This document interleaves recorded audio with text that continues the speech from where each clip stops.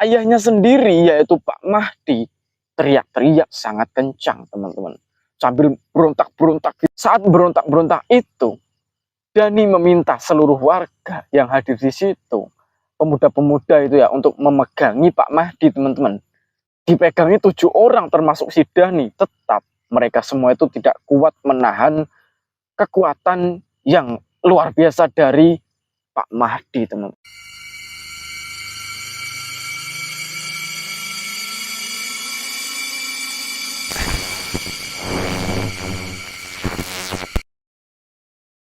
Assalamualaikum warahmatullahi wabarakatuh. Bertemu lagi dengan saya, Dimas Asiham, ya. Gimana kabar kalian semuanya?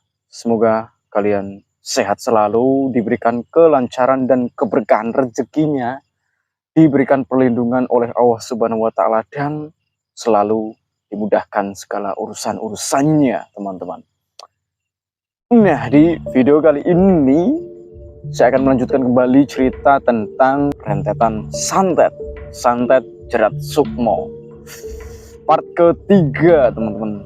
Kita udah memasuki part ketiga. Nah, di part sebelumnya kita udah sama-sama tahu kalau wujud dari sosok hitam yang mengganggu si Nina itu ya, itu tuh wujudnya seperti yang dilihat Dhani dalam mimpinya, teman-teman. Makanya Bazi Reza kala itu menangis sangat kencang dan membangunkan Nina.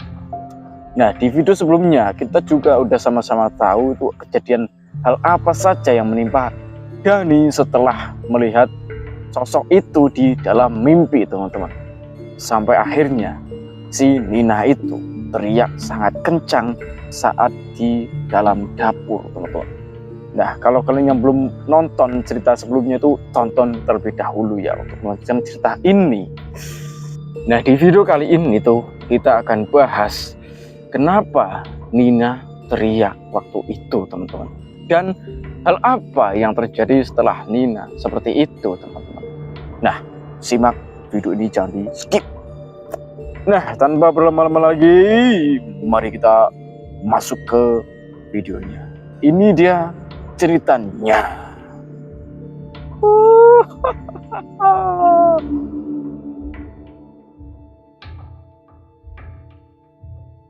Setelah Nina selesai sholat, Nina ini kemudian pamit ke dapur untuk membuat nasi dan membikinkan kopi kesukaan Dhani, teman-teman. Nah, saat Nina ini di dapur, Nina kemudian teriak sangat kencang. Teriakannya itu pocong gitu, teman-teman. Sontak Dhani yang mendengar teriakan Nina buru-buru langsung ke dapur sambil membawa Reza, teman-teman. Nah, ketika Dhani sampai di dalam dapur itu, Dhani dikagetkan dengan Nina yang sudah dalam posisi tidur, atau yang lebih tepat disebut pingsan, teman-teman. Jadi Nina ketika disamperin oleh Dhani sudah dalam kondisi pingsan. Dhani kemudian menghampiri tubuh Nina, teman-teman, dan dibangunkan si Nina ini, ditepuk-tepuk dan juga digerak-gerakkan tubuhnya sambil dipanggil-panggil, "Nin, Nin, bangun gitu. Tetapi Nina ini tak kunjung bangun, teman-teman. Tak lama kemudian, saat Dhani membangunkan Nina ini, datang Ibu Yuni dan juga Pak Mahdi, bapak serta ibunya Dhani, teman-teman, disusul oleh kakek Abu dan juga nenek Mirah, nenek serta kakeknya Dhani. Mereka datang itu karena mendengar juga teriakan Nina yang sangat-sangat kencang itu, teman-teman. Sampai kedengaran ke rumah kakek Abu yang berada di samping rumah Dhani, teman-teman. Kemudian kakek Abu nanya ke Dhani, gini kira-kira, "Dan, ada apa dengan Nina?" "Iya, Dhani. Tadi kami dengar teriakan Nina sangat kencang. Ada apa dengannya?" Dhani juga nggak tahu, Kak. Pak, tadi Nina teriak, habis itu Dhani kesini, ternyata Nina udah pingsan.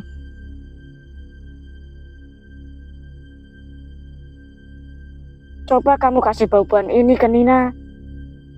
Siapa tahu Nina bisa segera bangun dan...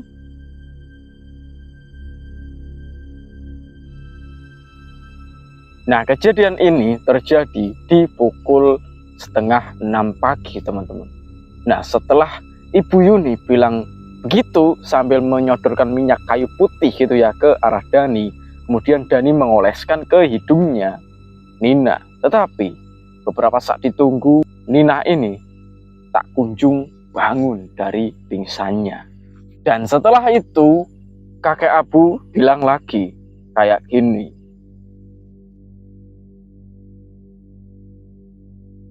Ini bukan pingsan biasa, Dan.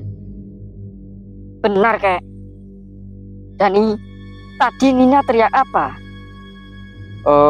Kata yang diucapin Nina adalah pocong, Nek. Pocong. Padi, kamu cepat panggil Pak D kamu. Iya kek, sebentar ya, tunggu. Setelah mendapat suruhan dari kakek Abu, segera Pak Mahdi berangkat menuju ke rumahnya Pak D-nya itu. Pak D-nya Pak Mahdi ini bernama Mbah Gani, teman-teman. Ia adalah sepupu dari kakek Abu berusia 68 tahunan kala itu. Nah, beliau ini merupakan ahli spiritual, teman-teman. Ia menekuni bidang spiritual, namun ia bukanlah dukun, teman-teman. Ia sering dipanggil oleh masyarakat yang terkena santet atau yang mengalami kerasukan untuk menyembuhkan mereka, teman-teman. Nah, itu sekilas tentang Mbah Gani. Nah, jadi rumahnya Mbah Gani ini terletak di kampung sebelah tempat tinggalnya Dani, teman-teman. Waktu itu Pak Mahdi ke sana itu menggunakan sepeda motor, teman-teman. Nah, berangkatlah beliau ke rumahnya Mbah Gani. Sampainya di sana, ia langsung mengetuk pintu sambil mengucapkan Assalamualaikum gitu. Nah, tak lama kemudian muncul seorang kakek-kakek dari dalam rumahnya. Ya, itu merupakan Mbah Gani. Kemudian Mbah Gani nanya ke Pak Mahdi, gini kira-kira.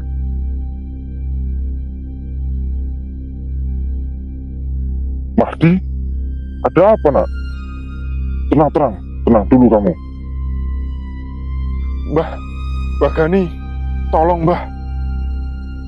Tolong menantu saya, Nina, Mbah. Kenapa dengan Nina? Nina, Mbah, pingsan dari tadi pagi, belum bangun sampai sekarang. Pingsan? Kenapa bisa pingsan, Mahdi? Tadi dia teriak, Mbah. Teriakannya itu dia bilang pocong. Lalu setelah disamperin Dani, Nina udah pingsan, Mbah. Mbah Gani yang mendengar cerita dari Pak Mahdi ini, tanpa berlama-lama lagi, Mbah Gani langsung narik tangan Pak Mahdi untuk ke motornya dan segera bergegas ke rumah Dani, teman-teman. Pak Mahdi yang melihat Mbah Gani ini juga panik. Ia langsung naik ke motornya, teman-teman.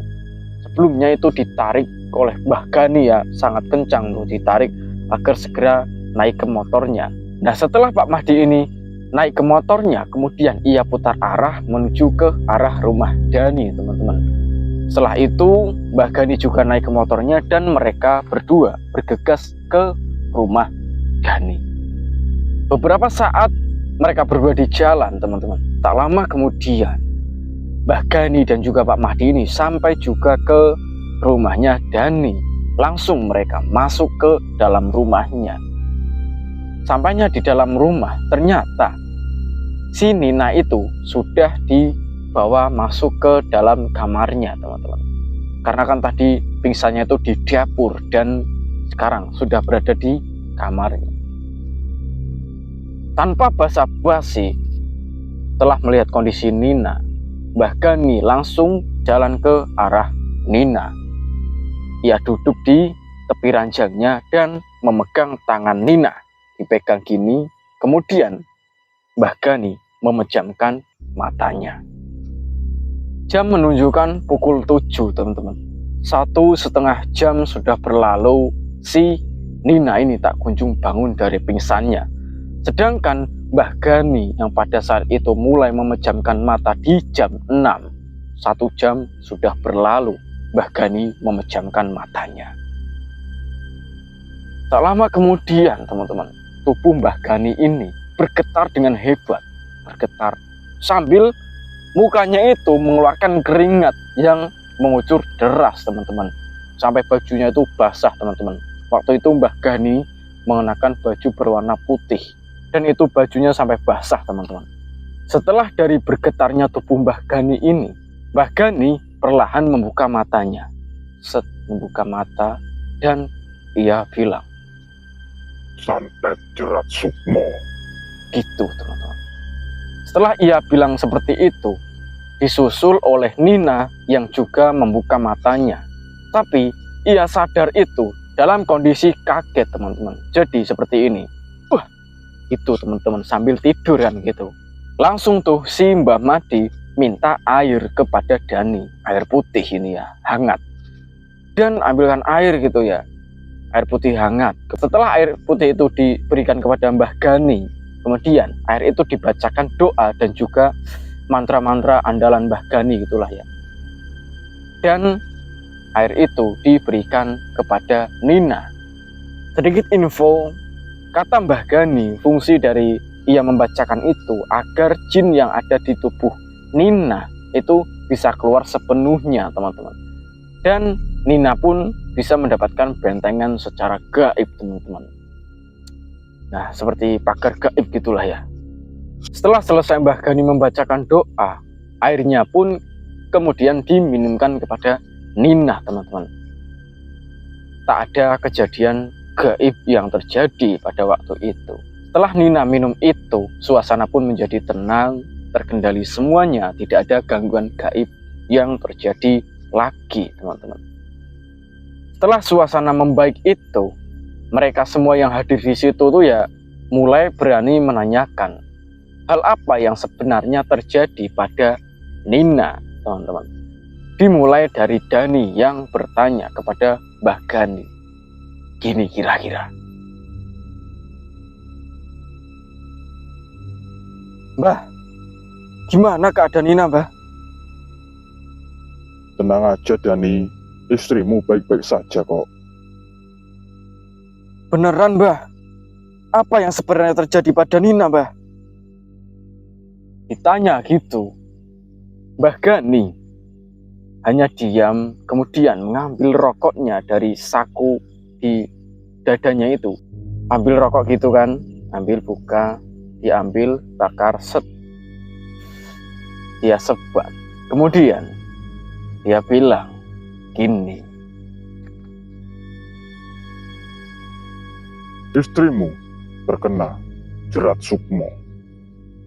Jadi, sukmanya Nina tadi keluar dari badannya dan untungnya masih ada di sini sukmanya. Dan Mahdi langsung manggil saya. Jerat Sukmo? Bukannya kalau kena santet itu, orangnya akan jadi gila, Gani? astagfirullah, beneran, Mbah? Iya bener Dan. Mulai sekarang, kalian semua harus hati-hati. Ada orang yang sangat benci dengan kalian. Tadi, Nina bisa selamat karena ada yang bantu saya. Di rumah ini, udah banyak sosok kiriman orang tersebut, Dani.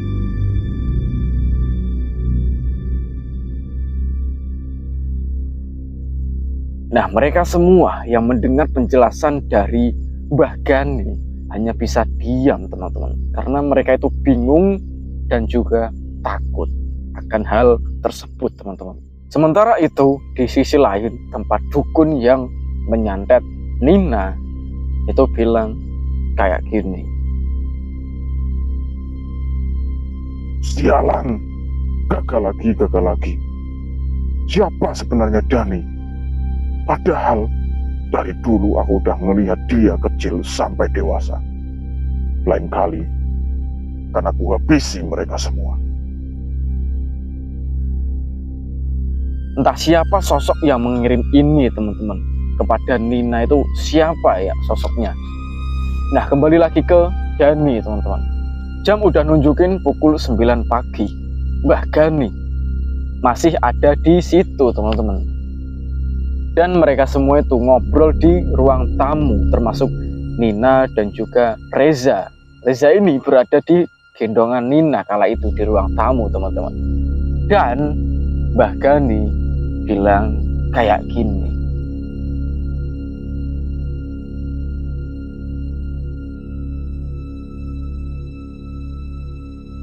Kalian semua, malam Kamis Wage, jangan tidur.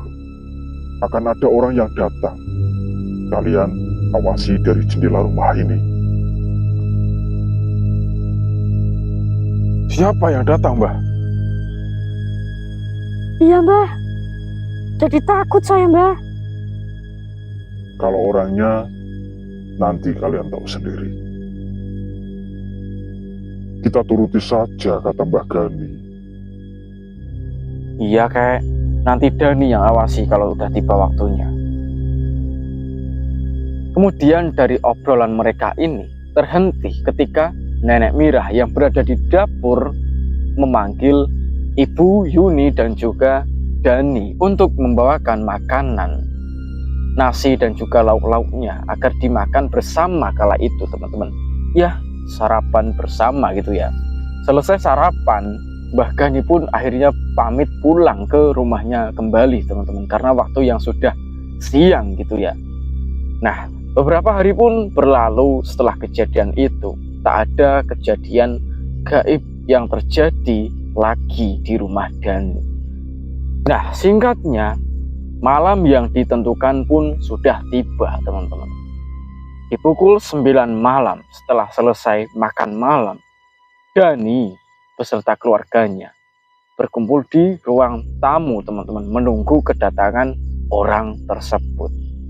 Ditunggu lama, ditunggu 2 jam telah berlalu dan sekarang berada di jam 11. Nina, Ibu Yuni dan juga Nenek Mirah sekarang sudah berada di kamarnya Dani beserta Reza teman-teman, yang kala itu sudah tidur dengan pulasnya. Sedangkan Pak Mahdi, kakek Abu dan juga Dani sendiri berada di ruang tamu untuk menunggu kedatangan orang tersebut. Nah, ditunggu lama. Di jam 11 itu teman-teman, datanglah orang yang dimaksud oleh Mbah Gani. Saat Dani sedang mengecek luar rumah melalui jendela, ia melihat sosok laki-laki yang sedang mengendap-endap dari balik semak-semak di samping rumahnya Dani teman-teman.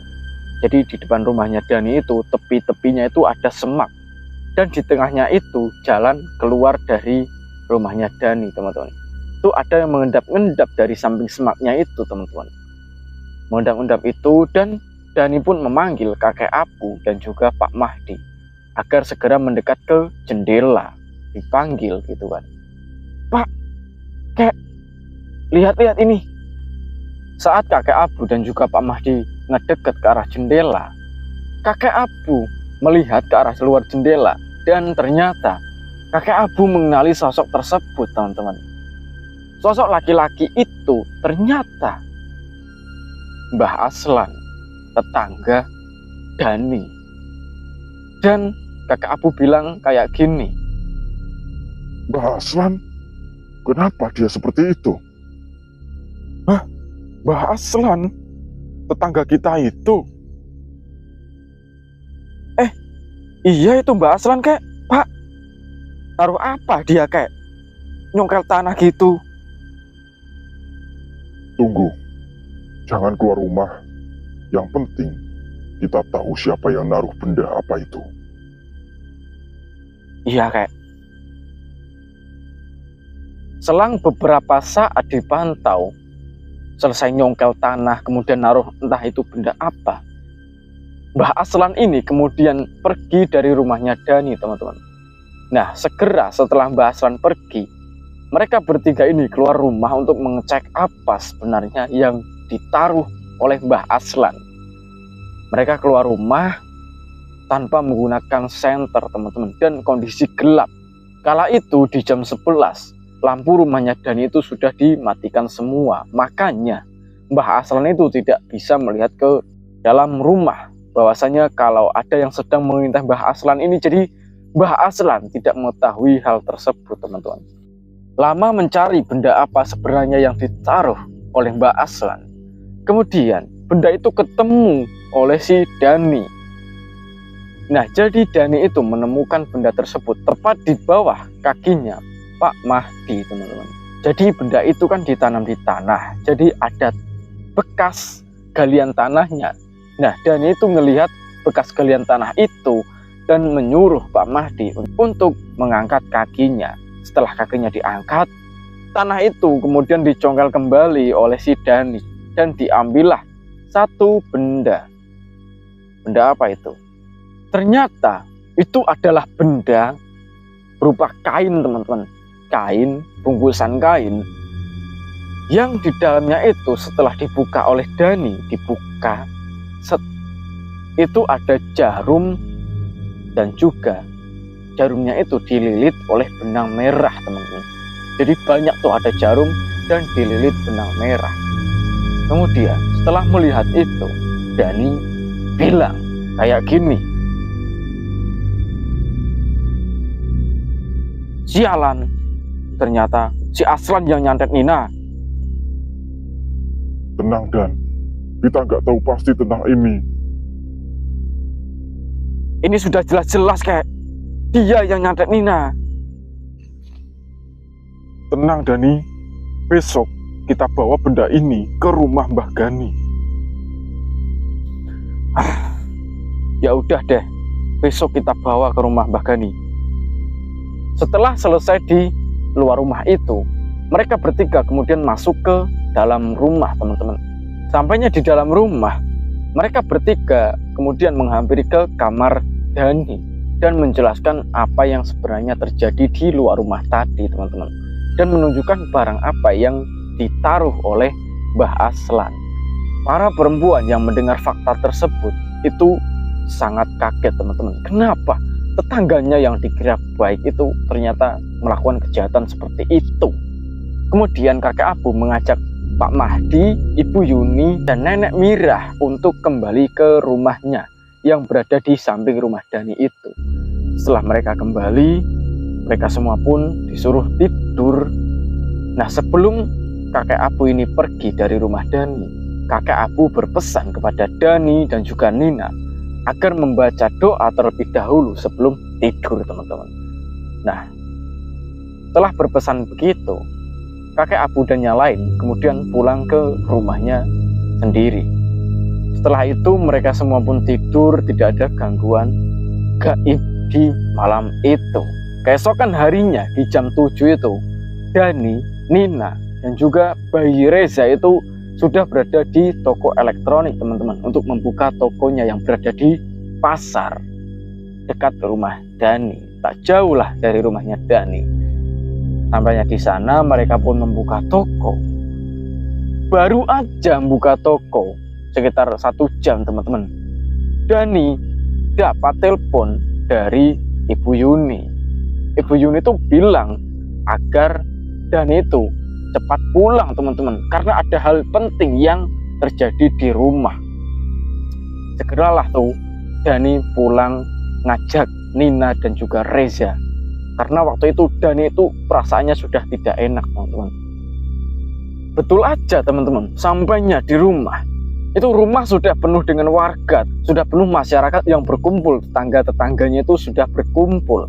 Dani yang melihat itu tuh tambah panik, teman-teman, tetapi Dani tidak menghiraukan hal tersebut dan langsung masuk ke dalam rumah. Sampainya di dalam rumah, betapa kagetnya si Dani ngelihat ayahnya sendiri, yaitu Pak Mahdi, teriak-teriak sangat kencang, teman-teman, sambil berontak-berontak. Saat berontak-berontak itu, Dani meminta seluruh warga yang hadir di situ, pemuda-pemuda itu ya, untuk memegangi Pak Mahdi, teman-teman, dipegangi 7 orang termasuk si Dani, tetap mereka semua itu tidak kuat menahan kekuatan yang luar biasa dari Pak Mahdi. Selang beberapa saat dipegangi itu, pegangannya lepas, dan Pak Mahdi keluar dari rumah Dani.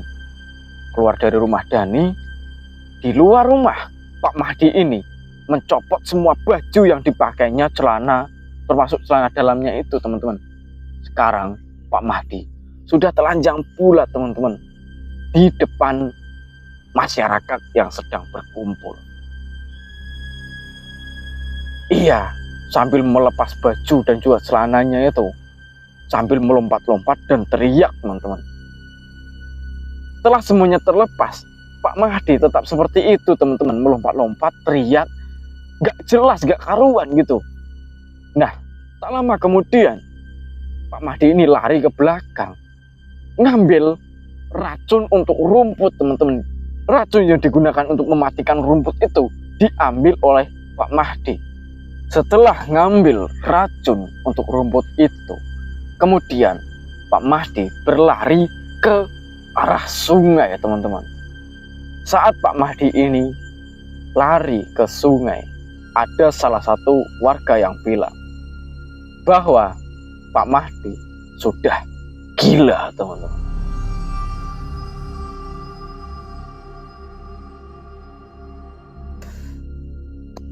Nah, itu dia cerita part ketiga ini. Cukup menguras emosi saya, teman-teman. Pertanyaannya, teman-teman, kan bungkusan itu yang ditaruh oleh Mbah Aslan sudah diambil, tapi kenapa kok tetap ada yang kena di dalam keluarga Dani? Dan juga sebenarnya racun yang diambil oleh Pak Mahdi ini akan digunakan untuk apa, teman-teman? Nantikan di part selanjutnya, teman-teman ya. Oke, jangan lupa bagi yang suka dengan channel ini, dengan cerita ini, jangan lupa subscribe, like, dan komen, share ke teman-teman kalian. Beritahukan kalau di sini tuh ada cerita yang cukup creepy, yang saya pun merinding menceritakannya. Nah, sampai jumpa di part keempat, teman-teman. Wassalamualaikum warahmatullahi wabarakatuh.